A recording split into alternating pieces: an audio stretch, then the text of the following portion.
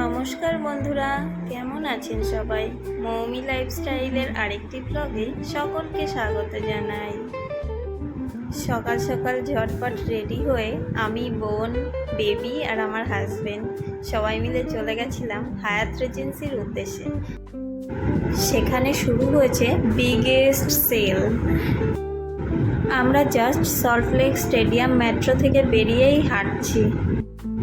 হায়াত রিজেন্সিটা Salt Lake stadium metro থেকে খুব ভালোভাবেই দেখা যায়।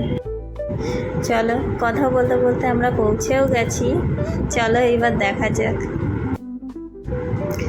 প্রচুর প্রচুর প্রচুর কালেকশান, শুজে, স্যান্ডেল, স্লিপার, প্রচুর কালেকশান এখানে।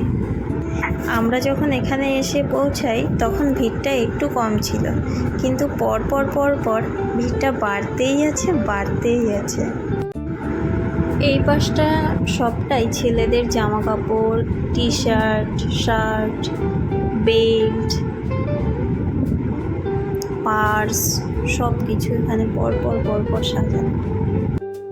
এখানে টি শার্টগুলোর স্টার্টিং প্রাইস রয়েছে 800, আর শার্টগুলোর রয়েছে 1200 স্টার্টিং প্রাইস। এইবার শুরু হচ্ছে আমাদের কাউন্টার, মানে মেয়েদের কাউন্টার। এখানে সব কিছু আছে, মানে টি শার্ট থেকে শুরু করে প্যান্ট, তারপর 2 পিস, 3 পিস, সব কিছু ব্যাগ।